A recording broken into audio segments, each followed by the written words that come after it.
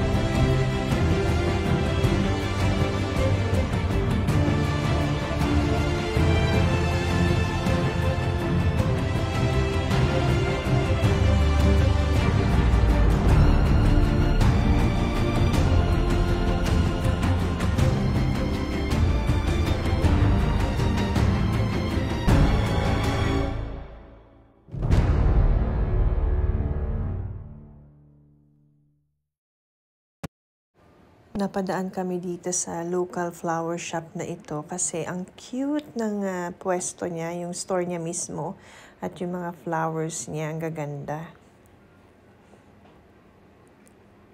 And then ito naman yung kanilang chocolate store, na tabi lang ng kanilang underpass, papunta dun sa parking area, yung pay parking area nila. Napabili ako dyan kasi pinatikim kami ng chocolate, napakasarap. Only in Bordeaux.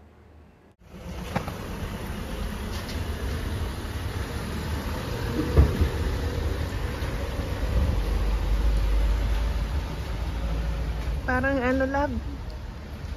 Tingnan mo, oh. Oh my gosh, I like that. Ganda.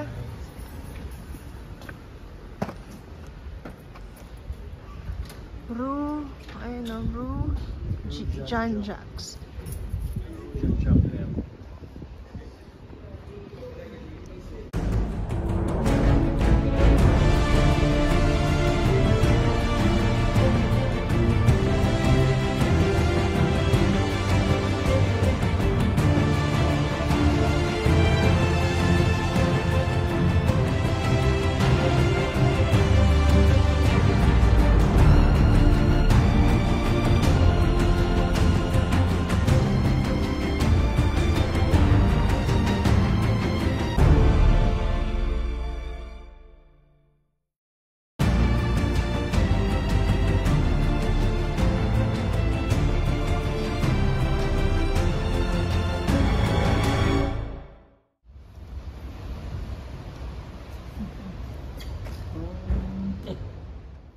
Dito naman naghahanap na kami ng washroom. Yan, makikita nyo may mga construction sites sila dyan. Nakita namin tong mall na to, Carrefour Market. So we were hoping na meron silang washroom dito kasi mall, diba? Unfortunately, ang kanilang washroom ay closed din kasi parang nire-renovate nila. At nag-iisa lang yon dito sa buong mall. 2-story lang naman tong mall na to. At saka hindi lahat ng stalls ay open.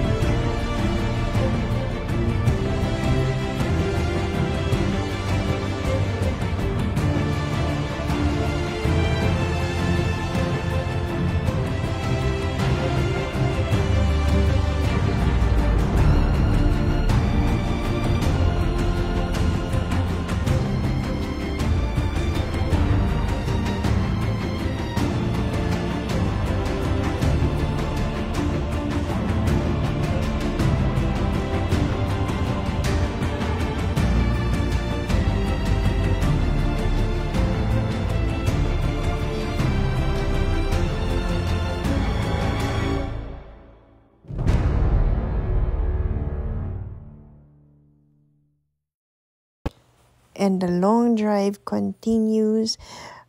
Papunta na kami sa looban. We are trying to find our chateau, Chateau d'Artigny. And 2 nights kami magstay dito.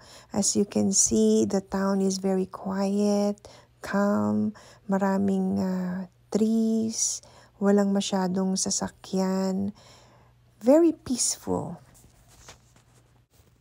Yan, so dito naman, yan, excited na kaming lahat kasi ito na yung entrada noong chateau. And well-treed siya.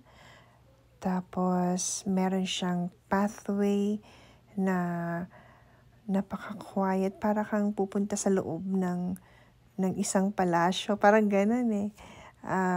Basta maganda siya. Nakaka-excite.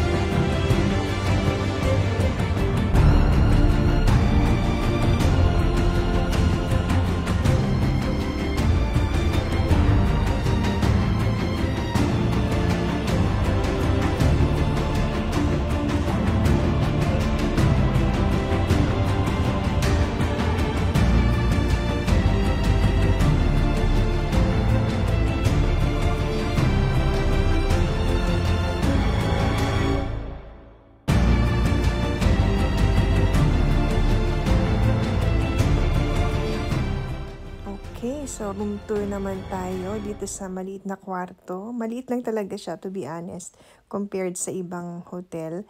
Corner itong room, kaya dalawa ang kanyang window. High ceiling. Yan. Pasensya na kayo sa kuha ko kasi gusto ko makita niyo yung detalye ng room. Yun yung importante. Yung wallpaper. Para kayong nanonood ng mga classic movies noong unang panahon. Ganon. Ganon ang feel nitong room na to. Tapos meron silang maliit na parang alcove dito na may parang coffee corner nila. Tapos ito yung window facing the front of the chateau. Yun lang yun. And then isa dyan sa mga pinto ay ang washroom. That's it. Simple lang. So I'll see you tomorrow. Good night everybody.